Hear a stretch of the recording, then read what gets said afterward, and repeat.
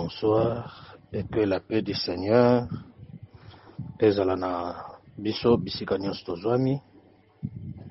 Petit que te maloba ya pokwa lelo et apporte encore un plus na bomoi na biso. C'est vrai que moment oyo toza nango pour les chrétiens eza moment moko très capital oyo Christ nyonso azokanisa sur la mort et la résurrection de Christ. Eza période pascale. Mais cette période a été déjà prophétisée il y a plus de 2000 ans. Prophétisée par qui? Prophétisée par les créateurs, le premier prophète de ce monde.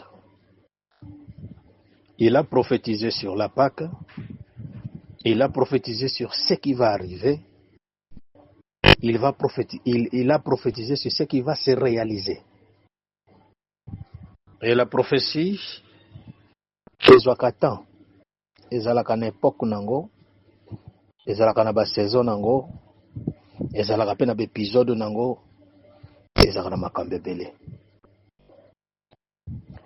Et makambo tozoyekola lelo peut-être si oyoka yango, mais lelo ta mosusu ekobakisela yo implice onano yoka te, parce que liloba nzambe ezalaka toujours ya sika endonaka te. Yango tozotanga la première prophétie biblique oyo elobamaki na se ya moi oyo nsima nzambe kokela mokili. La première prophétie alobaki eza na Genèse chapitre 3 verset 15. Bible elobi boye: je mettrai inimitié entre toi, le serpent, et la femme, entre ta postérité et sa postérité. Celle-ci t'écrasera la tête et tu le blesseras les talons. Tozumingi partie B. Esika balobi nzamba kocha inimitié entre Satana na mwasi, entre postérité ya Satana na postérité ya mwasi. Mais na kati ya prophétie, il y a eu une supériorité sur la postérité de la femme. Il écrasera la tête du serpent. Mais le serpent aussi à son tour, il va blesser le descendant de la femme au talon. Ça, c'était la prophétie. La première prophétie où ezala qui prononçait na mokili oyo ya bato. Et quand on voit cette prophétie, on voit la mort de quelqu'un. O esengeli aya. Soka ye aokufa parce que esengeli likamoko esalama na vie ya mutu wana koya. Et selon prophétie oyo, on parle déjà de la croix. Ça dit que la croix, babane déjà kolobelango depuis Genèse. Nzamba prophétisaki sur le diable et sur la femme. Tolinto parlait sur la croix. Mais selon ce passage, la croix c'est une mission. Croix oyo bazolo bela ezaka ka croix te to mona ka babaki Jésus-Christ sur la croix. Mais la croix c'est une mission. Parce que ici Nzamba sa déclaré la mission il y a descendant il y a moisi. Pourquoi Dieu a choisi la descendante de la femme? Parce que le diable a utilisé la femme pour que Mabéya Lokola mabe eyaki na nzela mwasi, Dieu aussi a décidé kaka na nzela ya descendant mwasi aya kolongola mabe wana. Nansi so totangi na Bible tokomona exemple ezebele kuna si mwasi azobota Satana telemeli liboso po aboma mwasi, bake bazwi mwana na mwasi bake babombi bango daleli secret pendant 3 ans et demi. Amoni kalongi mwasi ta longi pe mwana ta lobi non nakeno kobundisa descendant ya bato nyonso bakondibela mwana oyo. Et à la naissance de Christ, tomoni que Hérode, sachant qu'un roi est né, alukaki aboma roi wana. Lokola kokaki te, Nzamba yebaki ko protéger mwana, il a décidé de tuer comme martyr bana nyonso âge wana de 0 à 3 ans. C'était quoi?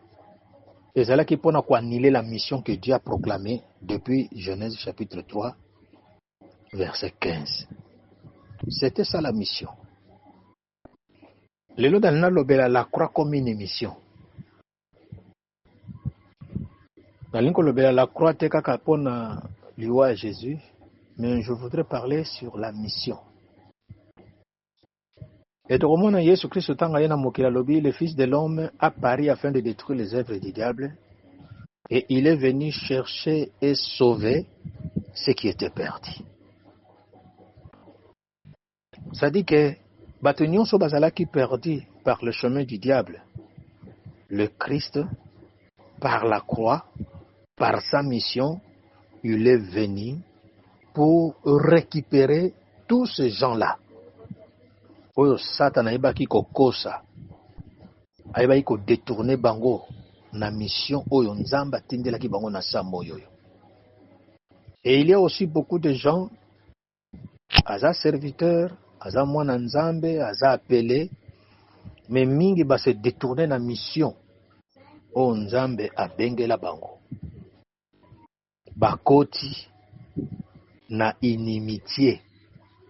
Ole bazala na camp oya Nzambe, bango baza na camp ennemi. Eza lokola ndeko oya monaki ange atelemi liboso na ya tunie. Oza na ngambu na biso, to oza na ngambu ya benemi. Bien-aimé, la croix comme une mission. Mission, pour nous yeba ko exécuter ngo bien, il faut yeba objectif ya mission wana. Eza lokola neti bapesi yo ordre de mission ya kokende quelque part. Il faut yeba ndenge nga na keboye musala ni na kosala.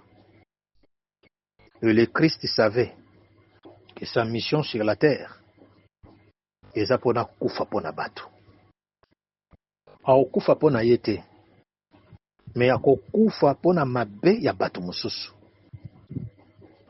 C'est la raison pour laquelle il ne s'est pas défendu. Lui qui est notre avocat, il faut se défendre pour que ayeba ko réaliser ce que Dieu a proclamé dans Genèse chapitre 3 verset 15. Que ta mission, tu dois mourir à la croix. Mais avant de mourir, tu vas écraser la tête du serpent. Ta mission, si makosala nyonso, tu dois écraser la tête du serpent. Mais même si toi tu vas l'écraser, il faut que tu saches aussi, le serpent a kosoyo na talon. Bien-aimé, vous savez, surtout le but au na profondeur à makambo yo vu que le temps to kokape ko sili sangote, mais to ko lobelaka l'essentiel. Nzamba lobi okosala musala na yo nyonso, mais à la fin, objectif final, tu dois écraser sa tête. Et sur la croix, nous avons vu ce que Christ a fait. Il nous a restaurés avec le Père. Il a prononcé les 7 paroles. Et chaque parole a ses effets. Dorothée sur les 7 paroles de Christ était sur la croix. Léon Azolo Belaga sur la croix comme une mission. Mais la mission que Christ avait, c'est de unir les gens. Il y a un moniteur en forme de thé.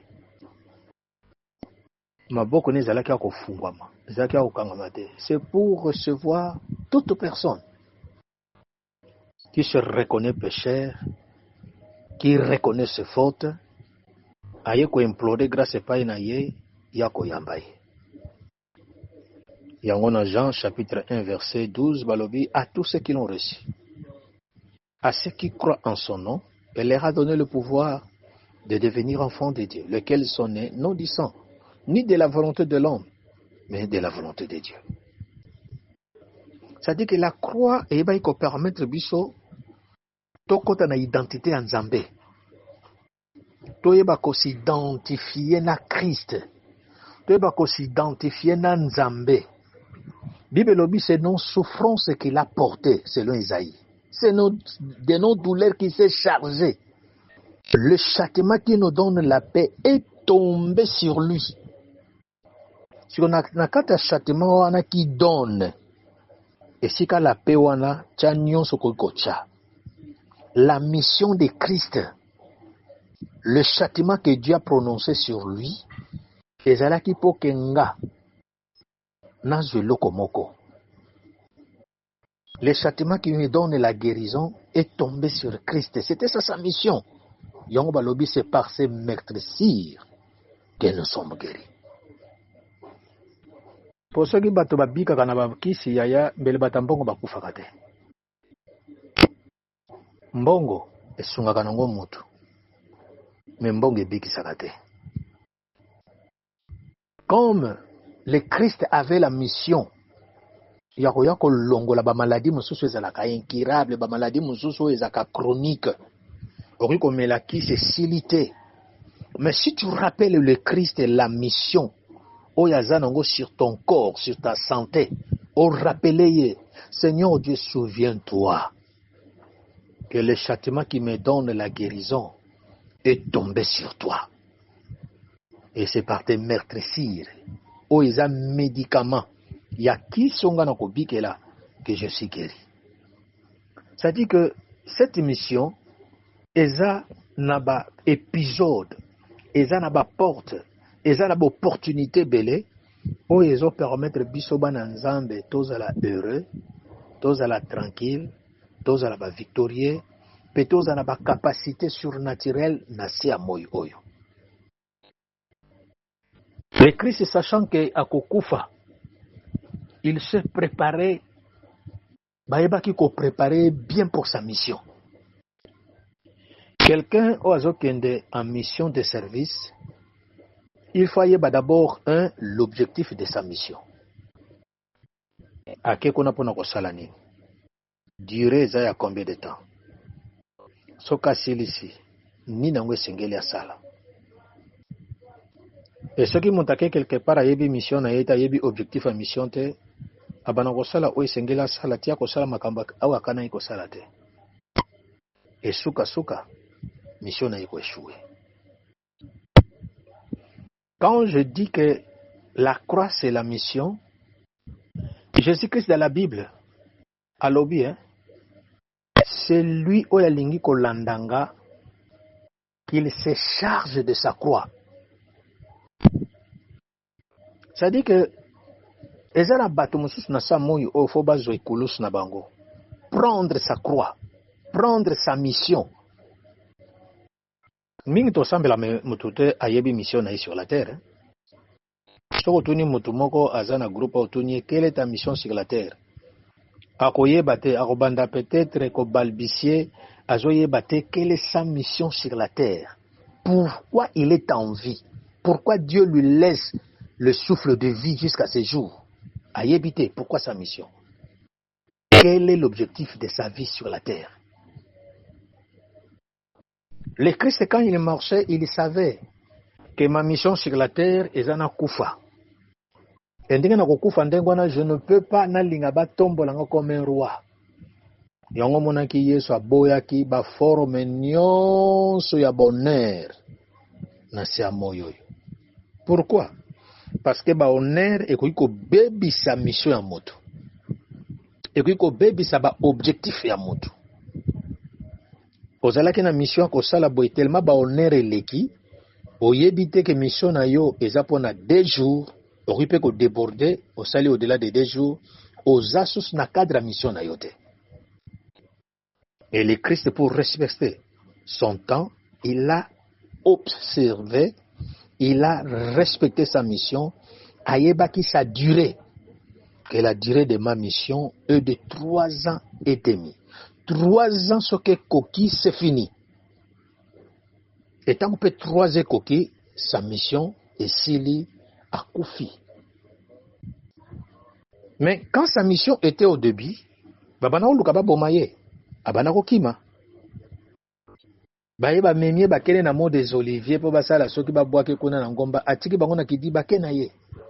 Parce que le 3 ans de la mission est kokaki nante. Mais quand les 3 ans est koti na kata 3 ans, lui-même il savait le temps. À côté na kata Jérusalem, il y a un koleka na dimanche à Baramo. Son entrée à Jérusalem, entrée triomphante. Mais quand il entre dans Jérusalem, il regarde Jérusalem, Alléluia. Abio Jérusalem, si tu savais le temps où le Dieu t'a visité, mais le négligé temps où il était. Mais cause en temps, oyo batu nyonso bakoya bakofina yo kometo. Mukolo no ko bosana, oko regretter mukolo nga nzambe na ko visiter yo. Ça dit que Jésus-Christ, il s'est préparé dans sa mission. Il savait que avant ma mort, je dois entrer dans Jérusalem. Quand on est à Jérusalem, j'ai la mission. Mais à la fin, vouloir ou pas, je vais mourir sur la croix. Comme un voleur. Il savait tout ça. Parce que c'était dans le plan de Dieu.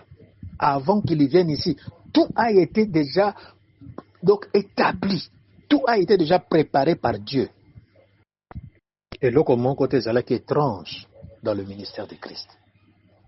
C'est la raison pour laquelle, chaque jour, quand les autres dormaient, il montait sur la montagne pour prier, pour avoir des instructions journalières. Yakoyeba, comment la mission est kozala. Journalière, ni nakosala, ni nesengela salate. Et en qui, dans sa mission, azoloba, ma volonté, c'est de faire, ma nourriture, pardon, c'est de faire la volonté de celui qui m'a envoyé. Ça dit qu'il n'était pas sorti de sa mission. Yo nzambe denga tikio na samoi. Quelle est ta mission sur la terre?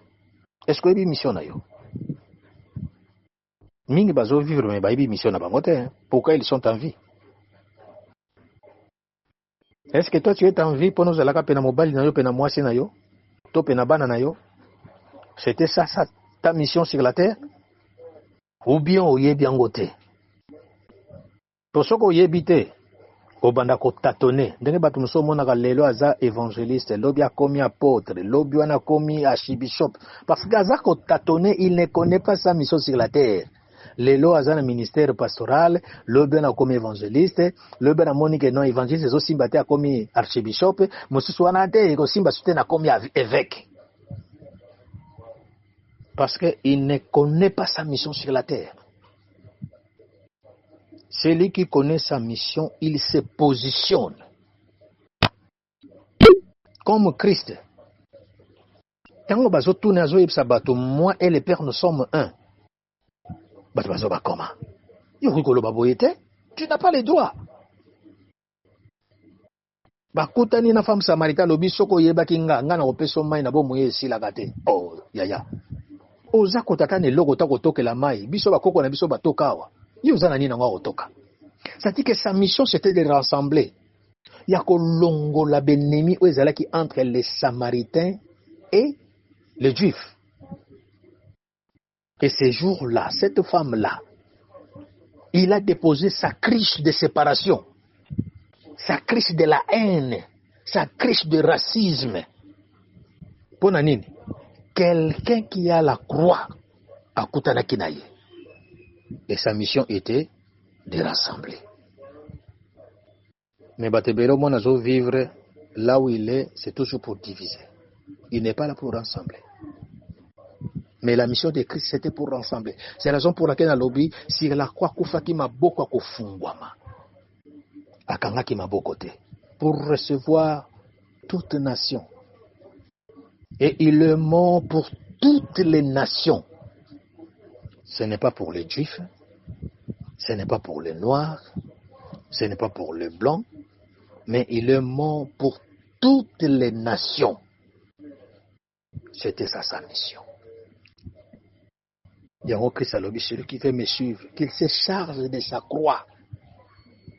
Yaya, est-ce qu'il y a un Koulos na yo? Et Koulos on zamba pesa yo? Est-ce qu'on met magango? Malbi mutuna mota meme Koulos na ye. Soki nga nzambe na komema ya yo mema ya ngai pe alobi oyo yango ezalaka nango léger, eza facile à komema. Bino oyo bino ezalaka trop pesado, boyelanga yango oyo ezalaka trop kilo, bopesanga bakroa na bino wana. Bino bomema oyo yango eza nango léger. Vos missions sur la terre, eza peut-être pour nous détruire bato, eza peut-être pour sala bato mabe, yelanga ba mission wana mabe wana. Pesanga, moi je vais te donner ma mission, d'aller chercher et sauver ce qui était perdu. C'était la raison pour laquelle Christ est mort sur la croix. Lui qui était Dieu, atalaki ki bonzambe na yete, atalaki te ki lule, alongola ki ba forme nyon sa borgei na vie na ye, il s'est humilié jusqu'à la mort sur la croix. C'était pour nous sauver. C'était ça sa mission. Parce que c'est déjà prophétisé depuis Genèse. La croix, c'est la mission, bien-aimée. Quelle est ta mission sur la terre? Quelle est ta mission là où tu es? Est-ce qu'il y a une mission là? Est-ce qu'on met ma kango? Est-ce qu'on se charge à kanango penza? Est-ce qu'on a la souci à mission ango? Pour moi, il y a une souci à mission, il y a une souci à vie. Tout le monde a kango. Même chez le prédicateur. Non, par exemple, il y a un prédicateur qui est associé à vie d'ailleurs qui est associé à mission. Un prédicateur qui te dit avant de prier, bongi sanano, offrande d'action de grâce. C'est écrit nulle part qu'avant de prier pour les gens, bongi offrande d'action de grâce. C'est écrit nulle part. Donc, Azasu na kata mission te. Et si abimi na kata mission na ye, il travaille pour son ventre. Il ne travaille pas pour sauver. Il ne travaille pas pour délivrer. Il ne travaille pas pour... Le Christ a dit aux gens qui ont offert, ça y a offert. Tu n'as pas le droit de dire à quelqu'un qu'avant la bonde là, bongisa offrande d'action de grâce, tinda pona sambela. Le Christ n'a pas dit ça dans notre mission. Il n'a pas dit ça. Mais mingi ba bebi si mission na bango. Ole ba porter la croix. Bazo mema la croix te, ba comment porter mbongo, ba comment porter la convoitise. Ba comment porter la convoitise des yeux, ba comment porter la convoitise de la chair, ba bosani kulusu, ba tchena ne kulusu pene. O ezala ki chercher sauver ce qui était perdu. Yazo luka abiki sana no vie na ye, abiki sana no foyer na ye, avoir mi sana no ye famille à travers la parole. O Christ a dit, celui qui voudra gagner à perdre. Mais on va perdre pour l'évangile, pour ma mission, à gagner. Aujourd'hui, beaucoup de gens vont perdre leur mission. Bamususu, bakeko se rallier na diable pour na gagner vie. Abimi na kata mission à Christ. Bamususu bakeko se rallier, bandimi ba signer ba contrat na monde des ténèbres pour na nini? À gagner vie. Bamona yepe kaza moto asali pe kameme kombo okosala kombo na se moyo yo ebongo na lole osala kombo nini mingi si babimi na mission et tout monde na Christ ce qui diable linga bimise na mission il rentrait parce que le diable ayaka toujours ko bimisa biso na kata mission na biso ayebaki ke soki nayebisi Eve alembuma akobima na mission ya Nzambe, akozala su na protection ya Nzambe te, akozala susu te na nzela Nzambe atiaki ye, akokota automatiquement na Nzambe nanga, ekokota inimitié entre ye na Nzambe na ye, baba na koyoka na susu te, boyokani kozala susu te na ye Nzambe. Bien aimé, dans la mission na yo Yesu alobi moto alingi kolanda nga qu'il renonce à soi-même. Bato ebele bazokoka kokokisa mission to Nzambe atia bango na sa moi oyo parce que bayebi nanu ko se renoncer te à soi-même. Renoncer à soi-même elingo banini boya bentere na yo luka bentera baninga, bosana baposa na yo talaka posa ya baninga, bosana bapasi na yo talaka bapasi ya baninga, bosana kolela na yo talaka kolela baninga. C'est ça la mission o Nzambe azoluka biso tosala. Mais mingi tobungi mission na biso sur la terre. N'est-ce pas que le Christ a déclaré sa mission sur la terre? Ésaïe 61, 1 à 13. L'Esprit du Seigneur est sur moi car le Seigneur m'a oint pour. Il détaille sa mission.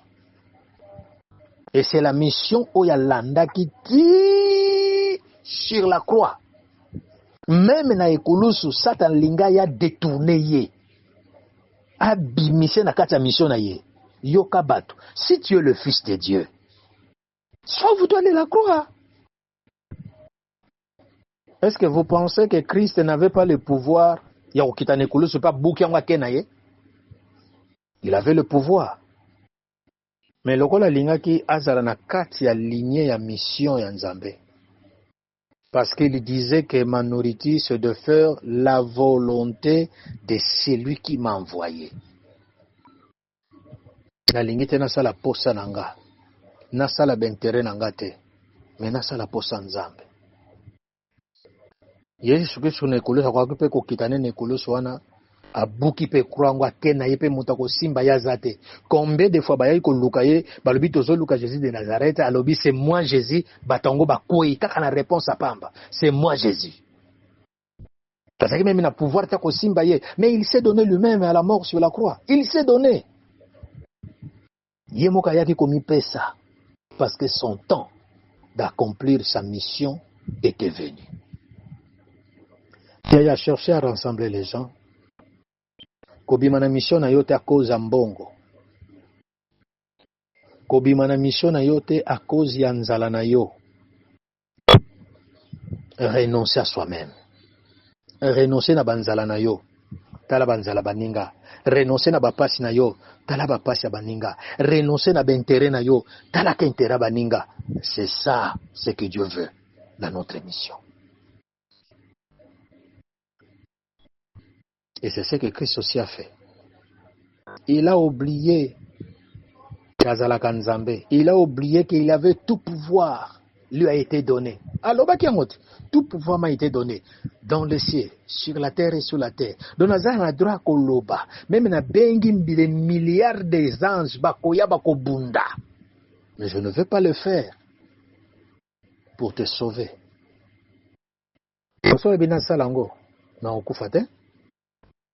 Personne n'a le pouvoir de Yakochalobo et pas dans la bomanga. Mais comme la mission était que Okokufa fait 3 jours à Kosekwa, c'est ce qui s'est accompli. Yaya, quelle est ta mission sur la terre? Quelle est ta mission? Là où tu es, quelle est ta mission?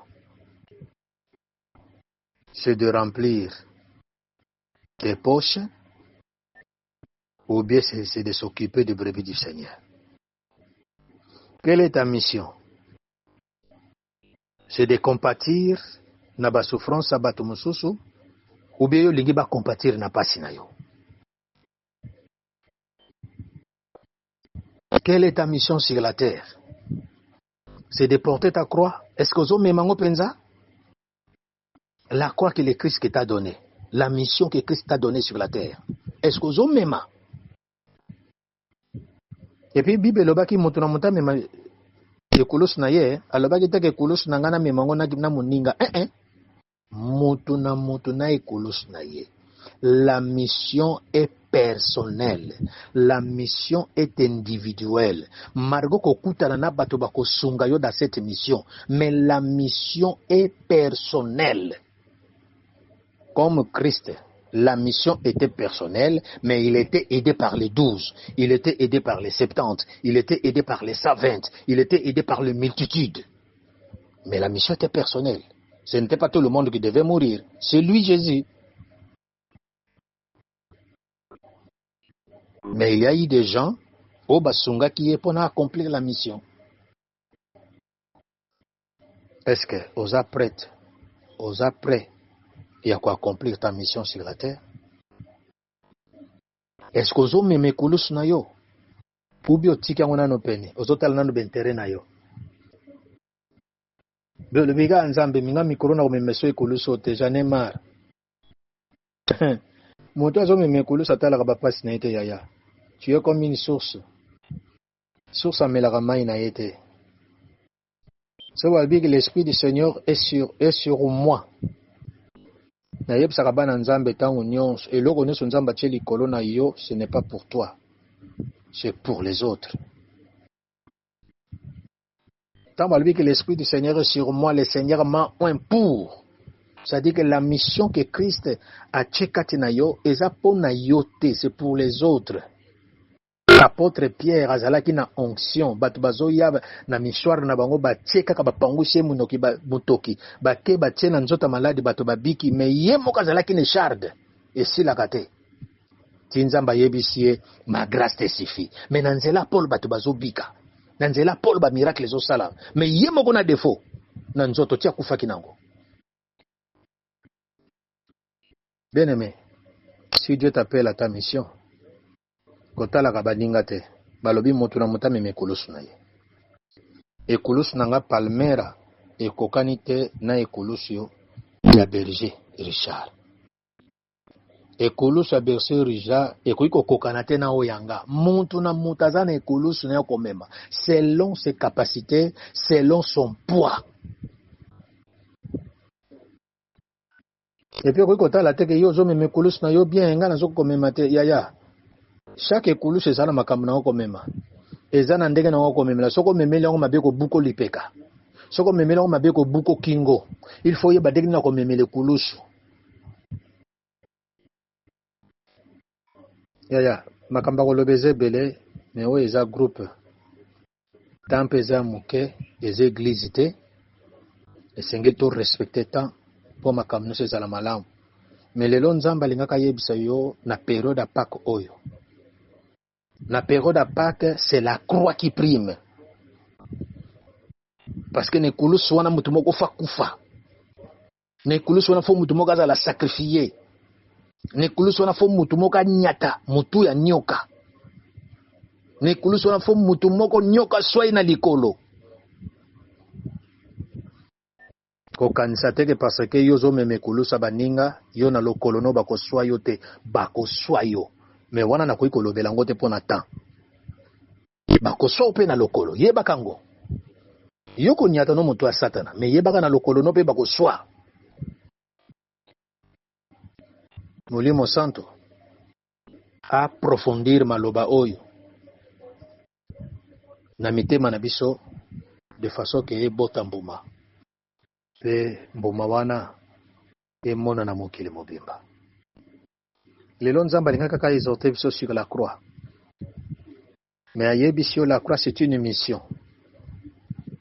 Esengelo meme kulus na yo. Mutu na muta meme kulus na ye. Soko bimaki déjà libande kulus. Okomo sali lango pona mbongo. Lokola mwasha bana zalaki na esprit ya Python. Il servait le Seigneur mais na ndenga mabe na esprit ya Python pour gagner vie, a gagner mbongo. Mokoloka ba bengani milimo wana na nzota mwasi wana bato batomboki bakangisi Paul na Silas. Parce que mission babanda ko sala ezaki po ba gagner na bango vie, ba gagner mbongo. Yo nzamba bengo na musala na ye, est-ce que za pono gagner vie? Alobaki mutako linga gagner vie ko perdre, mais mutako linga perdre vie na ye pona musala na nga pona mission nga na bengeli a o gagner. alors tu dois faire un choix. Tu dois faire un choix, bien-aimé. Tu dois faire un choix. Est-ce que j'accepte Nalanda Nzambe ou bien Nalanda Nanga Mokili? Tu ne peux pas suivre 2 maîtres à la fois. Il faut pona. Il faut pona nani olingi. Et ça, le gars net, c'est qui motalobi qui était na yé na groupe kobondela. Mais tant que yé na groupe kobondela, bossa na nyonso. Comment montakoya na groupe kosambela azo solo na Nzambe, azo solo na batu. Est-ce que azo yeba mission na ye oya yeli na groupe? Azo yeba te? Est-ce qu'une telle personne, toi, tu crois que ce que sambela aux réponse? Jamais. Aoganga ndenga linga otka aux réponse te. Parce que azo yeba te, quel est l'objectif ou etindia ya na présence en Nzambe? Yo yé na présence en Nzambe bien aimé. Comment yo zo solo na Nzambe, ozo solo na batu? Ça dit que vous êtes en position te? Tu ne connais pas ta mission. Tu ne connais pas ton objectif na yo yele pa Nzambe. Ou bien ko kota te solo na batu, ou bien kota solo na Nzambe bossa na batu. Il faut être sérieux. Ya omana to senga ka tozo zwa te. To koloba ote Nzambe azo sala te, église one eza na nguya te joka nde yonde. Oyebi ba principe te ya mission. Oyebi ba objectif te nini yozo yela pa ya Nzambe. Tika Nzambe asunga moko na biso. Bisika nyonso toyoki maloba oyo. Nzambe asunga biso pia biso mayele. To changer ndenge na biso koyaka na présence ya Nzambe.